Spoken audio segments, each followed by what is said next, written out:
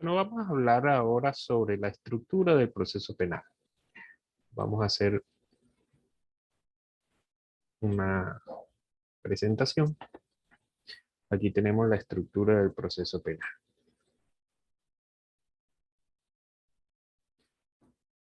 Listo. Entonces, ¿cómo comienza el proceso penal? Y en el proceso penal tenemos que ser imaginativos. Hay una etapa de indagación y una etapa de juicio. En la etapa de indagación es donde se recaudan todos los materiales probatorios y evidencia física. A diferencia de otros procesos como el proceso laboral, el proceso civil, el proceso administrativo, las partes son las que recaudan las pruebas y cuando presentan la demanda o contestan la demanda, pues presentan las pruebas en ese momento particular. En el caso de la fiscalía, como se trata de la investigación de delitos, hay una etapa de indagación y esa etapa de indagación significa que es la fiscalía la que comienza a recaudar las pruebas sobre el delito.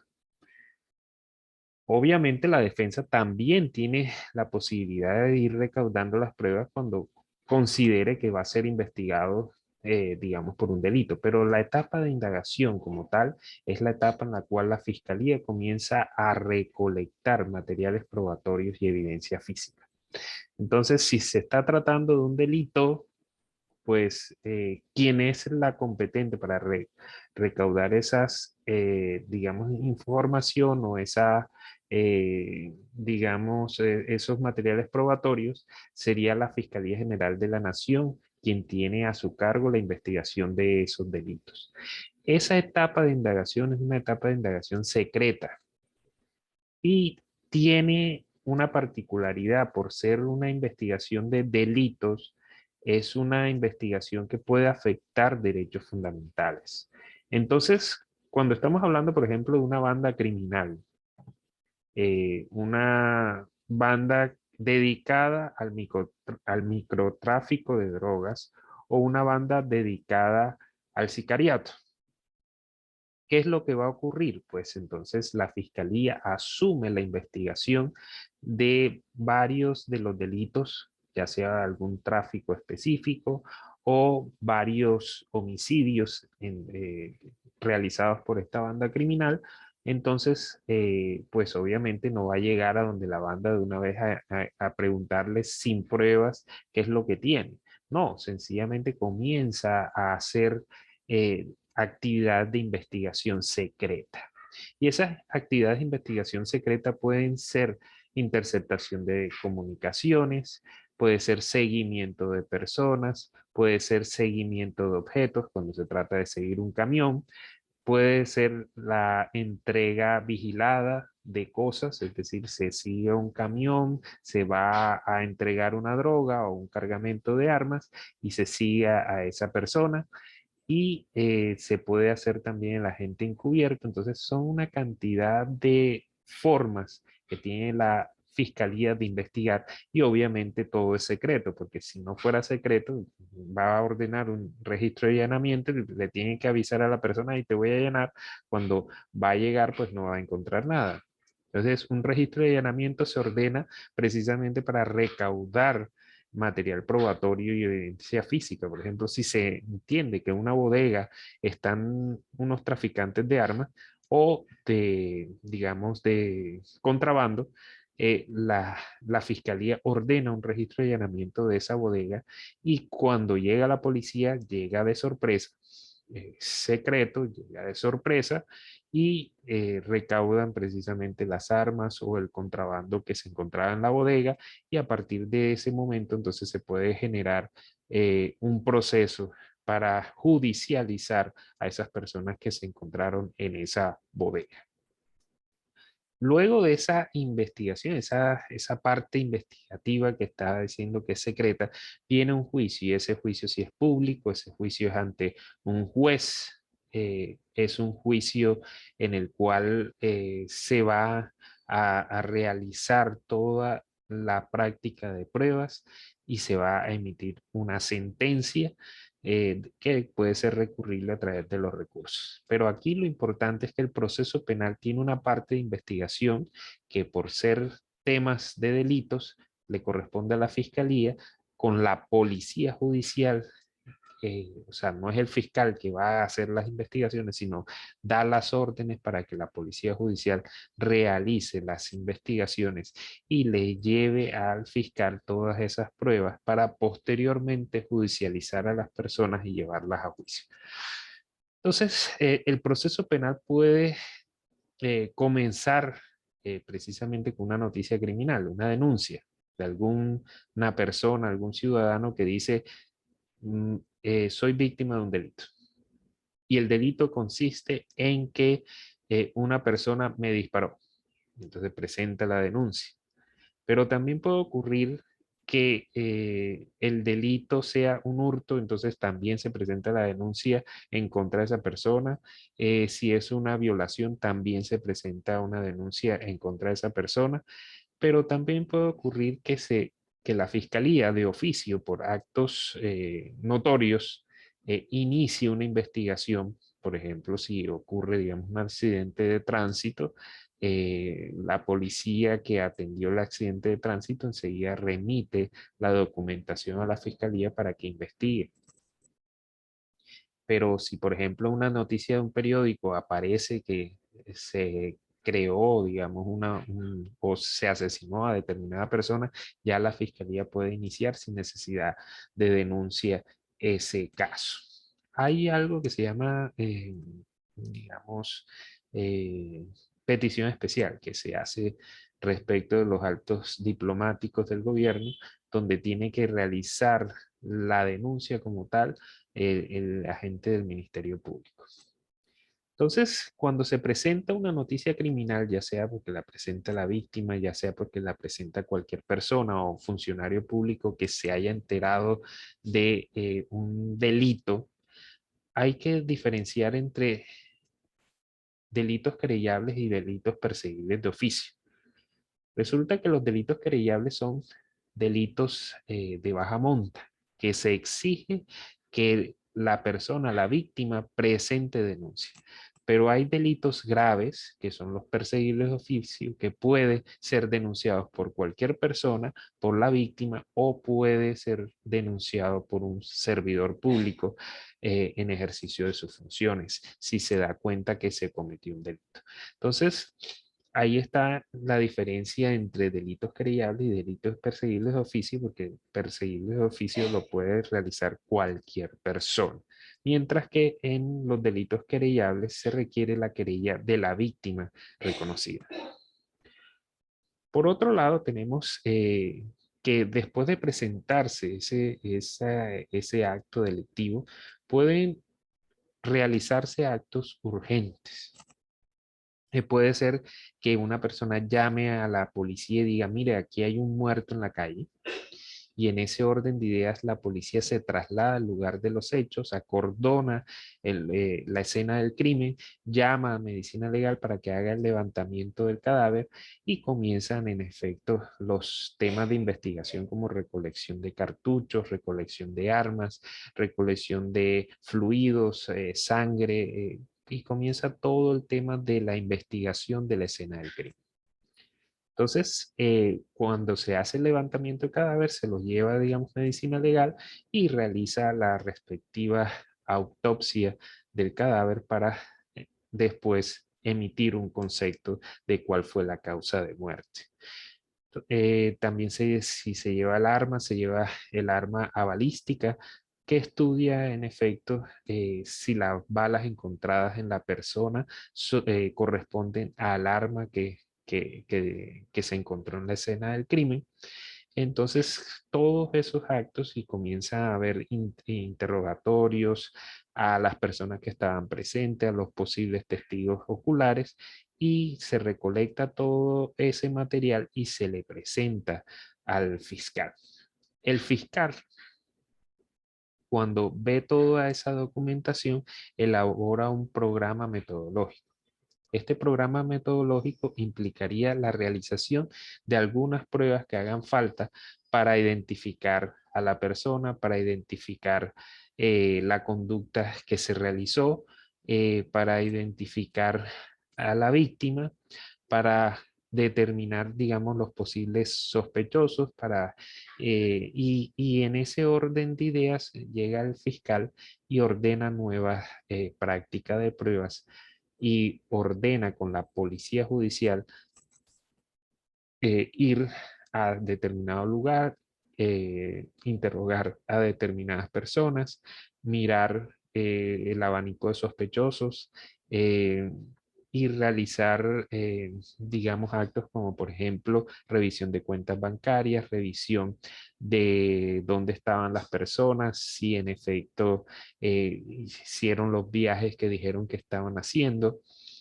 Entonces, se recolecta toda esa información y se la vuelven a entregar al fiscal. Si el fiscal le queda alguna duda, vuelve y presenta nuevas órdenes judiciales a la policía judicial para que siga investigando y siga aclarando los hechos.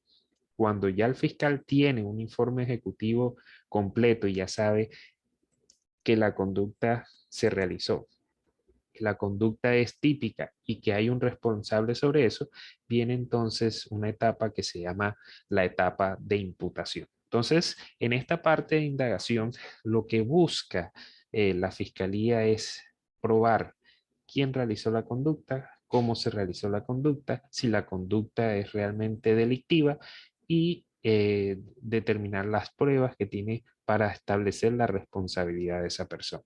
Entonces, ahí viene, digamos, el tema de, ya una vez recolectado eso, se va a imputación. ¿Qué es la imputación? La imputación es un acto de comunicación. Entonces, ya tenemos a una persona posiblemente responsable, ya tenemos unas pruebas y ya tenemos que la conducta es típica y que sí ocurrió.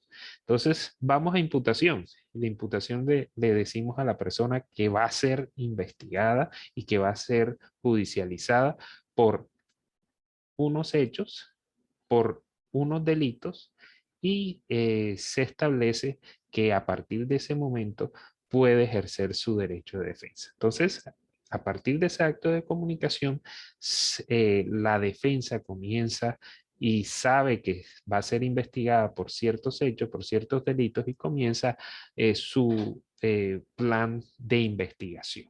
Fíjense que eso todavía sigue siendo la etapa de indagación, todavía no entramos a la etapa de juicio. La cuestión de la imputación es que puede ocurrir varias circunstancias. Por ejemplo, si a alguna persona la cogen en la escena del crimen, es decir, no siempre encontramos la situación en la cual encontramos a una persona disparando a la otra y se queda en el sitio. Esa es la excepción. La regla general es que siempre encontramos un muerto, no sabemos quién fue y tenemos que averiguar quién fue. Pero en otras ocasiones podemos encontrar que se trata de un sicario, sacó el arma, disparó 3 veces en su víctima y resulta que habían policías por ahí o unos guardias lo detuvieron. Eso se llama captura en flagrancia, recién realizado el delito. Eh, o después de una pequeña persecución inmediatamente, o que acordonada la zona se pudo haber identificado a la persona que acaba de realizar el delito. Entonces podemos encontrar una captura en flagrancia. Entonces, una persona dispara a otra, sale corriendo, sale de una moto, pero en 2 calles adelante la detiene la policía y la identifica y la captura. Eso es captura en flagrancia. Lo que estábamos diciendo ahorita, se ordena un registro de allanamiento de una bodega porque se entiende que hay armas o hay contrabando ahí. Va la policía, encuentra personas. En efecto, hay armas. No hay permiso para usarlas. Hay drogas. Se entiende que es un cargamento de drogas y hay tráfico de estupefacientes. Entonces se genera la captura en flagrancia. Están cometiendo el delito, están con los objetos del delito y en ese orden de ideas se captura a esas personas. Otra situación que puede ocurrir es que, en efecto, encontremos el muerto y no encontremos a nadie. Si encontramos al muerto y no encontramos a nadie, toca investigar. Y entonces encontramos que la persona muerta había sido amenazada por un vecino. Entonces se determina que el vecino tenía alarma, etcétera. Entonces, ¿qué ocurre? Se ordena la captura del vecino para efectos, fíjense que no se encontró el vecino en el mismo lugar de los hechos, sino que después de una investigación se determinó que fue el vecino.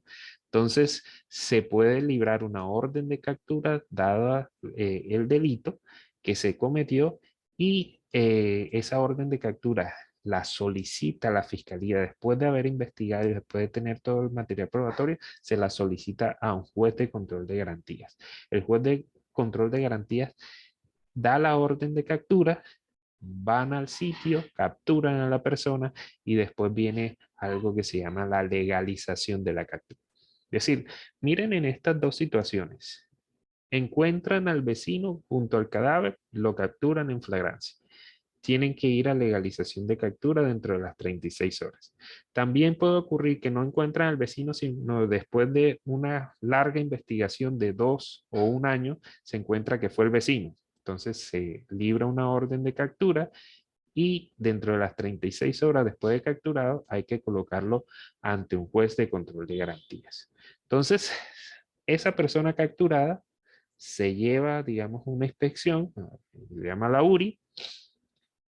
A cualquier hora se puede establecer la captura de una persona, pero eso sí, tienen que contar a partir de las 36 horas para ponerlo ante una autoridad. Entonces, tenemos en una URI a una persona capturada. Hay un fiscal en la URI que recibe la carpeta con todas, digamos, las pruebas. Y posteriormente está un juez de control de garantías en la URI listo para realizar la audiencia de legalización de captura. ¿Qué se hace en esa audiencia de legalización de capturas? Se determina si existió una orden lícita que fue ordenada con los requisitos necesarios, que, digamos, fue solicitada por la fiscalía, fue ordenada por un juez competente, que el procedimiento de captura no vulneró derechos fundamentales.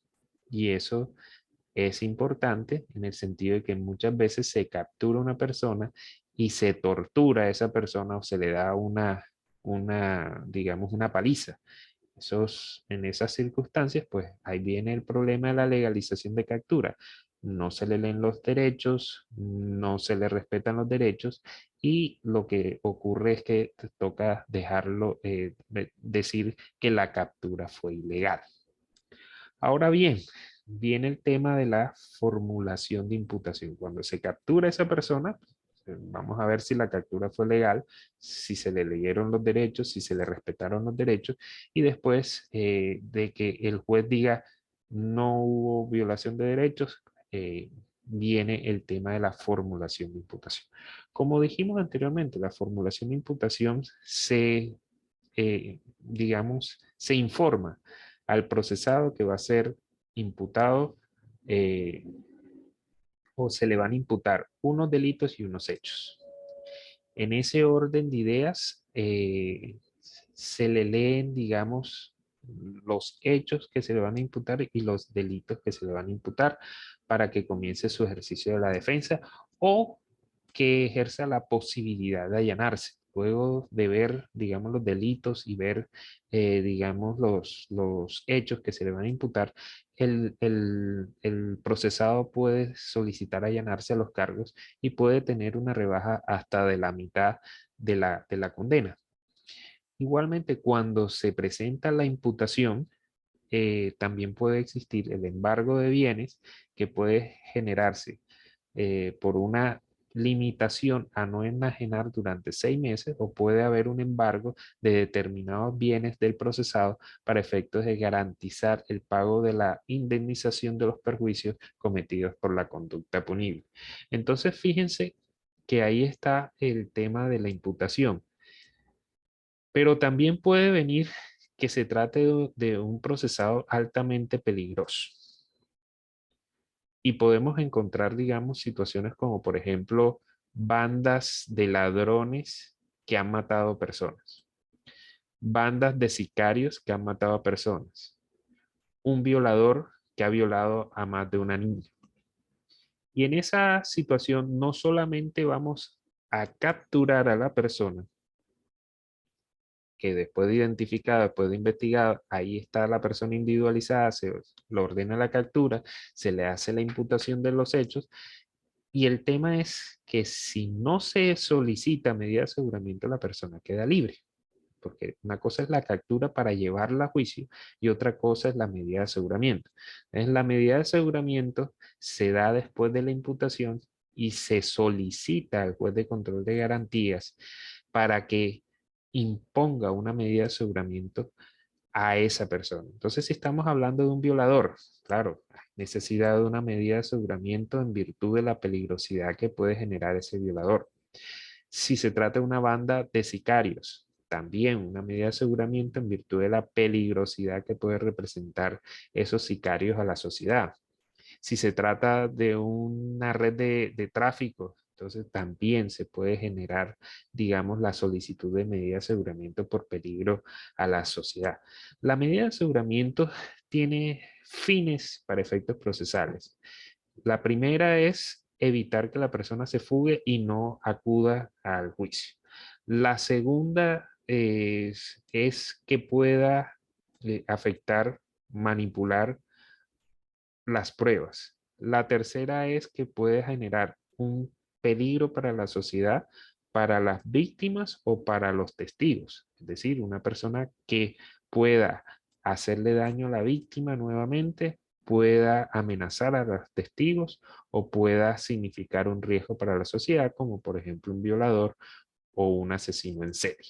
Entonces, cuando se trata de esas circunstancias, podemos determinar que es necesario que esa persona siga recluida y por eso se le imponga a través de un juez una medida de aseguramiento.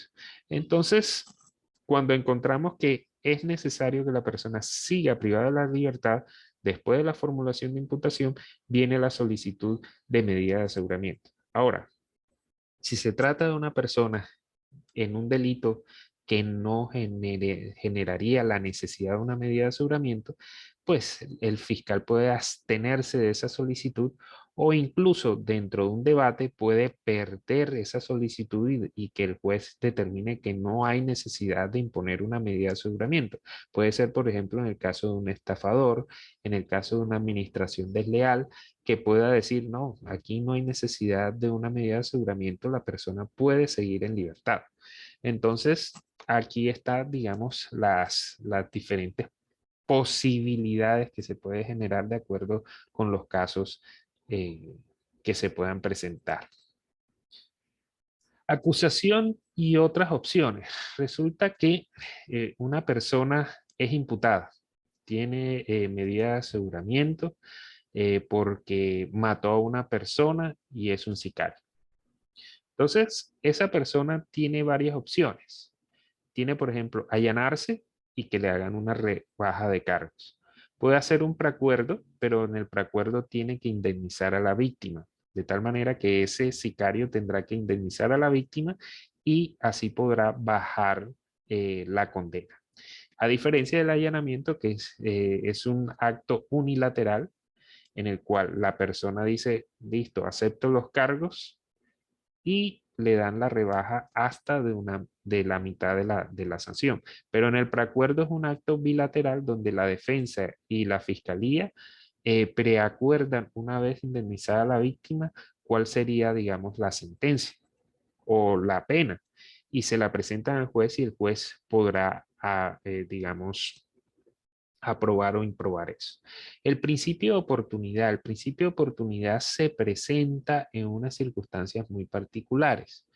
Cuando, por ejemplo, se ha conciliado, se ha negociado con la víctima, a pesar de ser, digamos, la persona responsable, por ejemplo, un accidente de tránsito, alguien atropelló a otra persona y la mató, las personas pueden indemnizar a esa víctima y solicitar ante el juez, ante el fiscal, que se presente un principio de oportunidad. ¿Qué es el principio de oportunidad? Que muy a pesar de que la persona sea responsable, ha incurrido en una causa del principio de oportunidad y se le puede suspender aplazar o, digamos, renunciar a la acción penal. Es decir, no va a haber sentencia, lo que va a haber es una suspensión de la acción penal y la persona no va a haber sentencia, no va a haber juicio, sencillamente se paraliza el proceso penal en virtud de unas causales que se encuentran. Por ejemplo, si una persona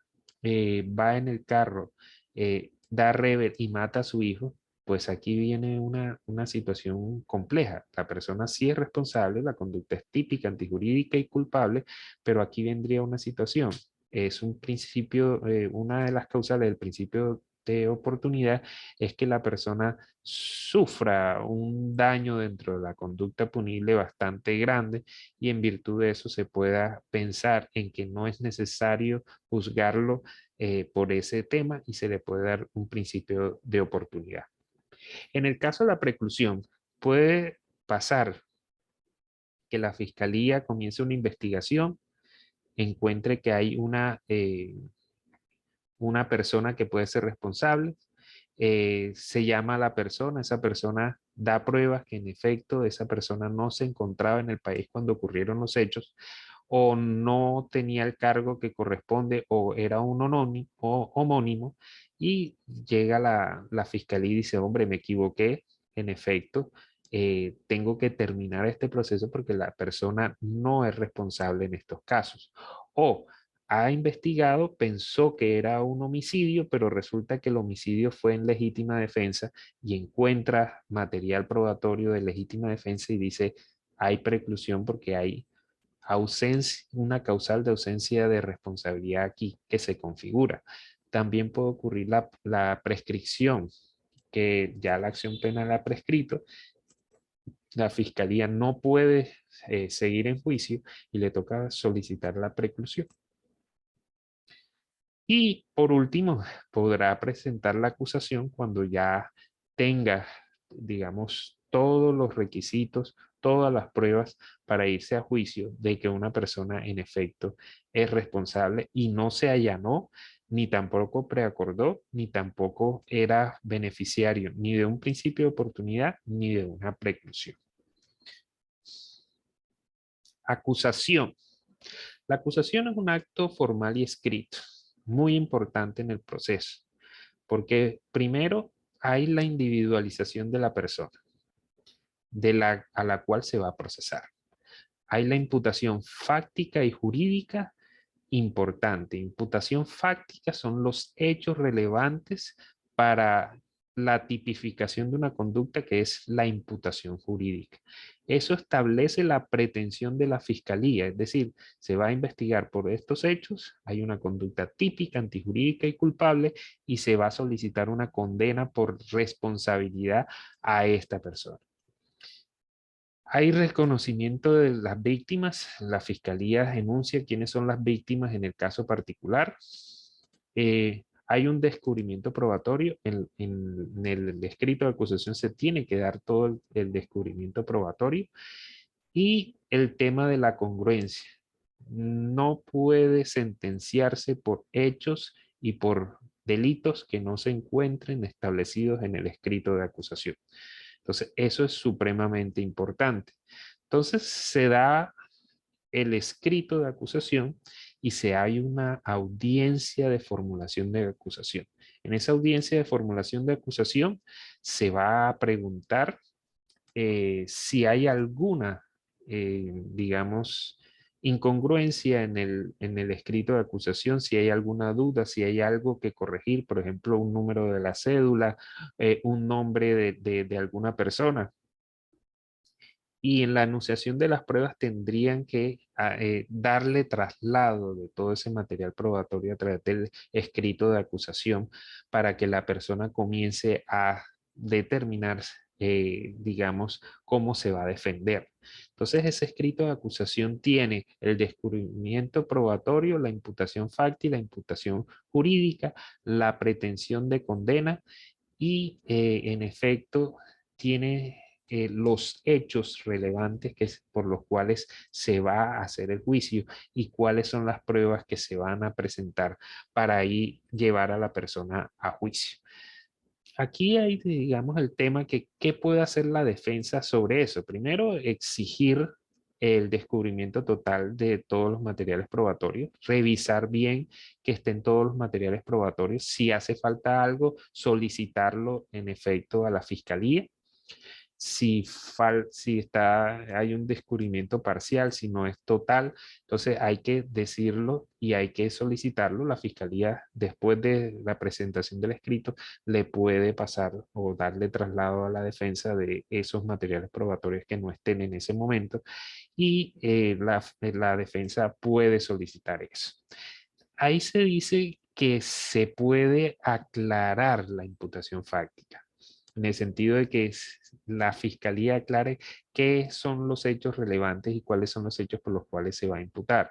Igualmente, la imputación jurídica se ha dicho que se puede presentar control siempre y cuando esa imputación jurídica vulnere el principio de legalidad. Si esa imputación jurídica vulnera el principio de legalidad, hay nulidad del escrito de acusación. Entonces, lo importante de esto es la congruencia.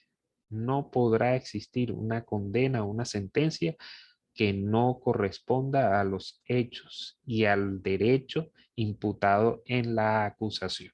Entonces, eso es un aspecto supremamente importante. Entonces, se presenta escrito de acusación y posteriormente se da la audiencia de formulación de acusación donde se miran todos estos aspectos.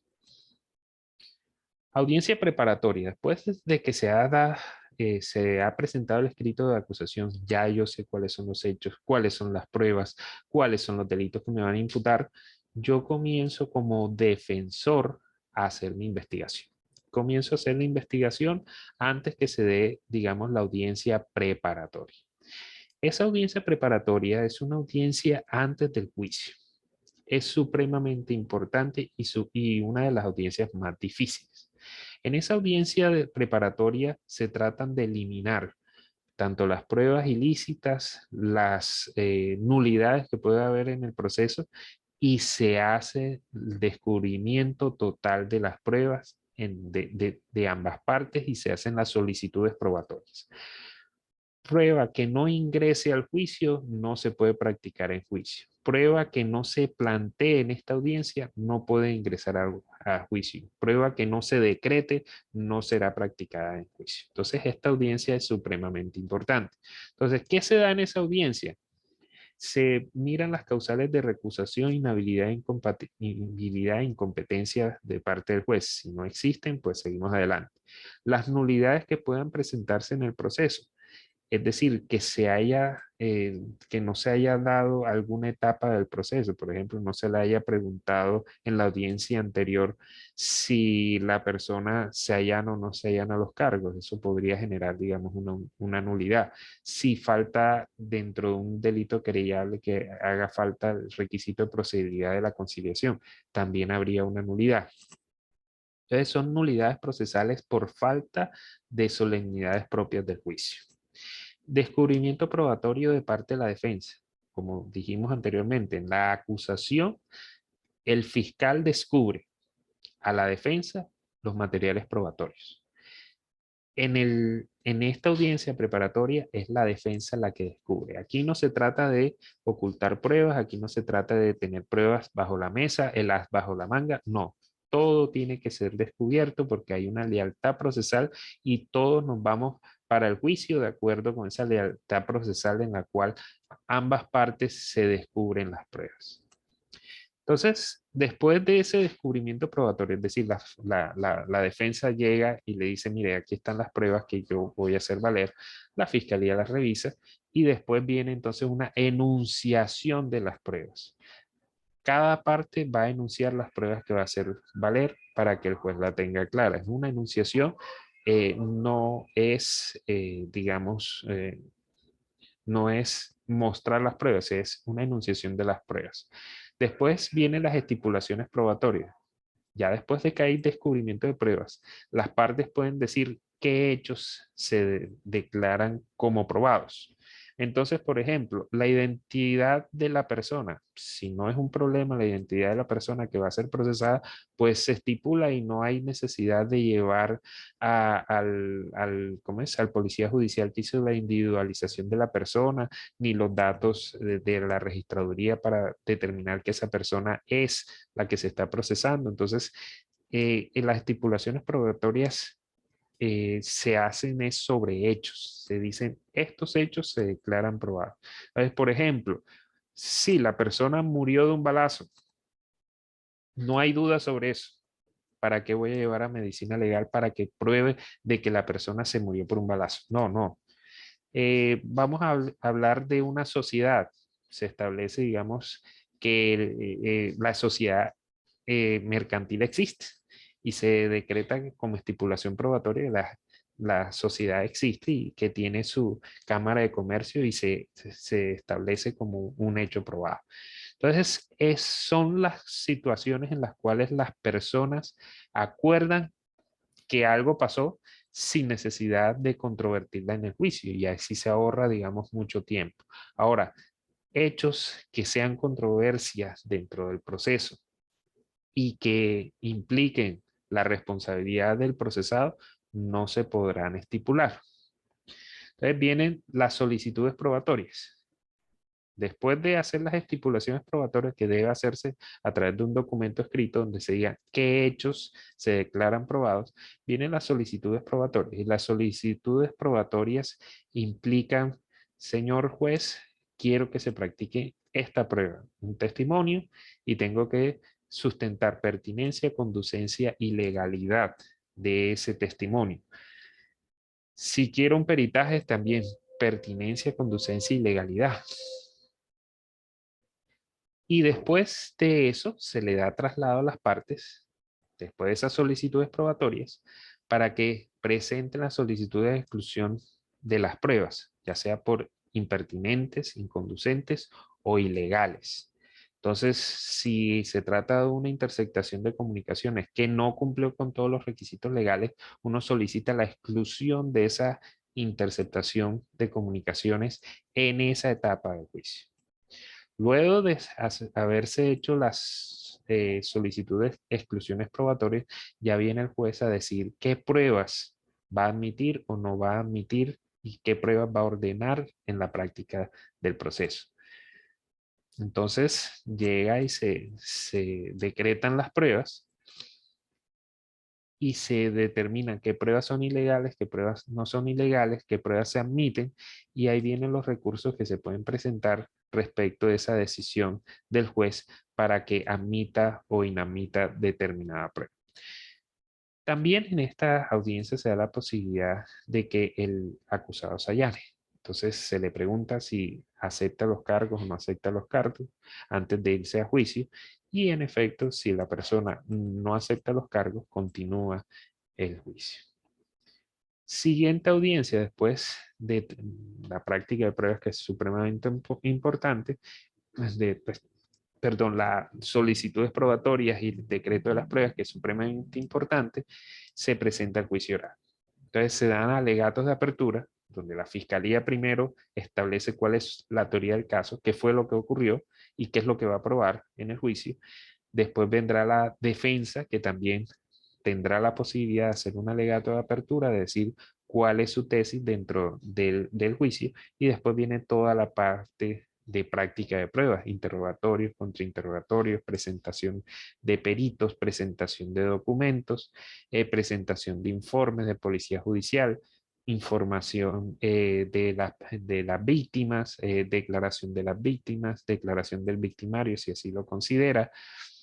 Viene después de la práctica de todas esas pruebas, porque no hay prueba, por eso se habla de evidencia, digamos, materiales probatorios antes de la audiencia, porque después de la audiencia, cuando se produce la contradicción, es decir, cuando la prueba se presenta y se produce la contradicción, es que es prueba, se le puede llamar prueba. Y en ese orden de ideas viene el tema de los alegatos de conclusión y el sentido del fallo que deberá establecer el juez si decreta la inocencia o la responsabilidad del procesado. Luego de ese juicio donde se da eso, viene entonces la audiencia de lectura de fallo, donde ya el juez, después de dar el sentido de fallo, sustenta cuáles son los argumentos con base en las pruebas que se presentaron en el proceso, cuáles son las razones por las cuales condena o exonera a la persona. Y esa sentencia, digamos, la lee y es escrita en ese caso. Eh, Contra esas sentencias se presentan los recursos. Entonces se presenta el recurso, puede ser recurso de apelación, recurso, y los recursos extraordinarios que después se presentarán, después del de apelación, se puede presentar el recurso de casación o el de revisión, pero inicialmente se presenta el recurso de apelación frente a la sentencia que haya emitido el juez. También se presenta el incidente de reparación, en el cual se inicia un procesito, digamos, civil para reclamar los perjuicios de la conducta punible. Se abre el incidente, se citan a las partes a conciliar. Si no concilia, se solicita prueba de los perjuicios, se hacen las objeciones a las pruebas de los perjuicios y el juez define por cuánto condena a esa persona por indemnización de perjuicios debido a la conducta punible. Ese es, en términos generales, el proceso,